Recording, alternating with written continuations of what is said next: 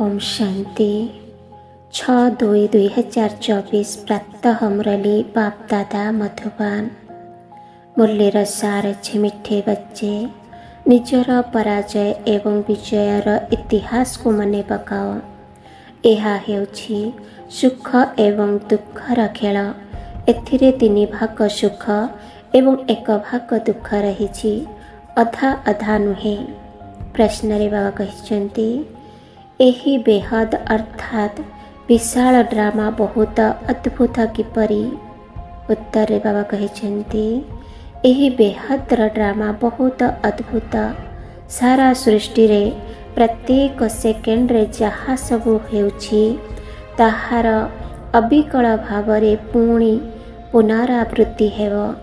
ଏହି ଡ୍ରାମା ଉଙ୍କୁଣି ସଦୃଶ୍ୟ ଧୀରେ ଧୀରେ ଆଗକୁ ବଢ଼ି ଚାଲୁଛି। ସେକେଣ୍ଡକୁ ସେକେଣ୍ଡ ବିତି ଚାଲିଛି। ଗୋଟିଏ ସେକେଣ୍ଡ ଅନ୍ୟ ସେକେଣ୍ଡ ସହିତ ମିଶିପାରିବ ନାହିଁ। ସେଥିପାଇଁ ଏହି ଡ୍ରାମା ବହୁତ ଅଦ୍ଭୁତ। ମନୁଷ୍ୟମାନଙ୍କର ଯେଉଁ ସବୁ ଅଭିନୟ ଚାଲିଛି, ଚାହେ ଭଲ ହେଉ ବା ଖରାପ, ସେସବୁ ଡ୍ରାମାରେ ନିର୍ଦ୍ଧାର୍ଯ୍ୟ ରହିଛି। ଏହି କଥାକୁ ମଧ୍ୟ ତୁମେ ପିଲାମାନେ ହିଁ ବୁଝୁଛ। ଧାରଣା ପାଇଁ ମୁଖ୍ୟ ସାର ଅଛି। ପ୍ରଥମ ପଏଣ୍ଟ, ତୁମକୁ ବାବାଙ୍କ ସମାନ ପ୍ରେମର ସାଗର ହେବାକୁ ପଡ଼ିବ, ଦୁଃଖର ସାଗର ନୁହେଁ।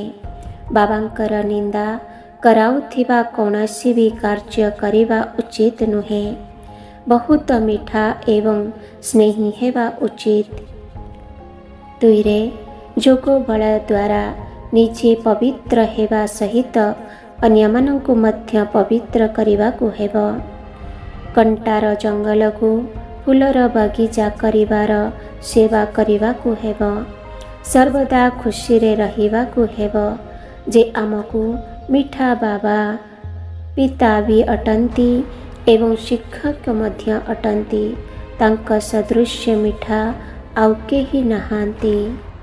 ବର୍ତ୍ତମାନରେ ବାବା କହିଛନ୍ତି, ପରମାତ୍ମା ଦୁଲାର ଅର୍ଥାତ୍ ସ୍ନେହ ପ୍ରାପ୍ତ କରୁଥିବା ବର୍ତ୍ତମାନର ତଥା ଭବିଷ୍ୟତର ରାଜ୍ୟ ଦୁଲାର ଅର୍ଥାତ୍ ରାଜକୁମାର ରାଜକୁମାରୀ ହୁଅ।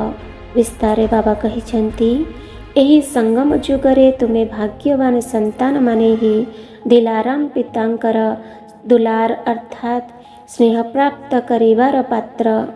ଏହିଭଳି ପରମାତ୍ମା ଦୁଲାର କୋଟିଏ ଭିତରେ କେତେଜଣ ଆତ୍ମାଙ୍କୁ ହିଁ ମିଳିଥାଏ, ଯାହାକି ଏଭଳି ଦିବ୍ୟ ଦୁଲାର ପ୍ରାପ୍ତ କରି ତୁମେମାନେ ରାଜକୁମାର ରାଜକୁମାରୀ ହୋଇଯାଉଛ। ରାଜ ଦୁଲାରେ ଅର୍ଥାତ୍ ବର୍ତ୍ତମାନ ମଧ୍ୟ ରାଜା ଏବଂ ଭବିଷ୍ୟତରେ ମଧ୍ୟ ରାଜା। ଭବିଷ୍ୟତ ପୂର୍ବରୁ ମଧ୍ୟ ବର୍ତ୍ତମାନ ତୁମେମାନେ ସ୍ୱରାଜ୍ୟ ଅଧିକାରୀ ହୋଇଯାଉଛ। ଯେପରି ଭବିଷ୍ୟତ ରାଜ୍ୟର ମହିମା କରାଯାଉଛି, ଏକ ରାଜ୍ୟ ଏକ ଧର୍ମ, ସେହିପରି ବର୍ତ୍ତମାନ ମଧ୍ୟ ନିଜର ସମସ୍ତ କର୍ମ ଇନ୍ଦ୍ରିୟମାନଙ୍କ ଉପରେ ଆତ୍ମାର ଏକ ଛତ୍ର ରାଜ୍ୟ ଚାଲିଛି ଅର୍ଥାତ୍ ଆୟତ୍ତରେ ଅଛି। ସ୍ଲୋଗାନରେ ବାବା କହିଛନ୍ତି, ନିଜର ଚେହେରା ଦ୍ୱାରା ବାବାଙ୍କର ଚରିତ୍ରକୁ ଦର୍ଶାଉଥିବା ଆତ୍ମାମାନେ ହିଁ ପରମାତ୍ମା ସ୍ନେହୀ ଅଟନ୍ତି। ଓମ୍ ଶାନ୍ତି।